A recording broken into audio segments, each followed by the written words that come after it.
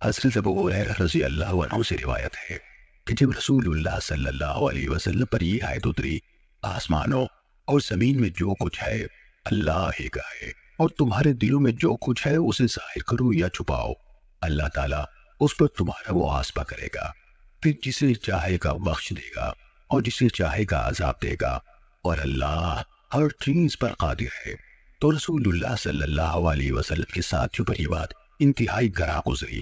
کہا، وہ رسول اللہ صلی اللہ علیہ وسلم کی خدمت میں حاضر ہوئے اور گھٹنوں کے بل بیٹھ کر کہنے لگے، اے اللہ کے رسول، پہلے ہمیں ایسے اعمال کا پابند کیا گیا جو ہماری طاقت میں ہیں، نماز، روزہ، جہاد اور صدقہ، اور اب آپ پر یہ آیت اتری ہے جس کی ہم طاقت نہیں رکھتے۔ رسول اللہ صلی اللہ علیہ وسلم نے فرمایا، کیا تم وہی بات کہنا چاہتے ہو جو تم سے پہلے دونوں اہل کتاب نے کہی؟ ہم نے سنا اور نافرمانی کی، بلکہ تم کہو ہم نے سنا اور اطاعت کی۔ اے ہمارے رب، تیری بخشش چاہتے ہیں اور تیری ایک طرف لوٹنا ہے۔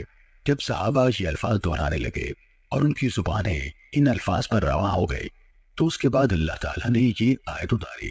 رسول اللہ صلی اللہ علیہ وسلم اس ہدایت پر ایمان لائے جو ان کے رب کی طرف سے ان پر نازل کی گئی، اور سارے مومن بھی سب ایمان لائے اللہ پر، اس کے فرشتوں پر، اس کی کتابوں پر اور اس کے رسولوں پر، اور کہا، ہم ایمان لانے میں اس کے رسولوں کے درمیان فرق نہیں کرتے، اور انہوں نے کہا، ہم نے سنا اور ہم نے اطاعت کی۔ اے ہمارے رب، تیری بخشش چاہتے ہیں اور تیری ہی طرف لوٹ کر آنا ہے۔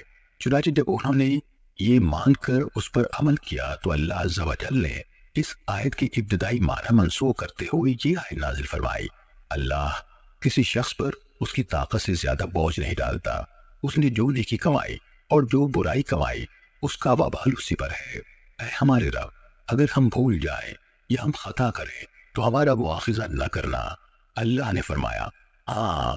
انہوں نے کہا، اے ہمارے پروردگار، اور ہم پر ایسا بوجھ نہ ڈال جیسا تو نے ان لوگوں پر ڈالا جو ہم سے پہلے گزر چکے ہیں۔ اللہ نے فرمایا، ہاں۔ پھر کہا، اے ہمارے رب، ہم سے وہ چیز نہ اٹھوا جس کو اٹھانے کی ہم میں طاقت نہیں۔ اللہ نے فرمایا، ہاں۔ پھر کہا، اور ہم سے درگزر فرما اور ہمیں بخش دے اور ہم پر مہربانی فرما، تو ہی ہمارا کارساز ہے، بس تو کافروں کے مقابلے میں ہماری مدد فرما۔ اللہ نے فرمایا، ہاں۔ صحیح مسلم حدیث نمبر 329۔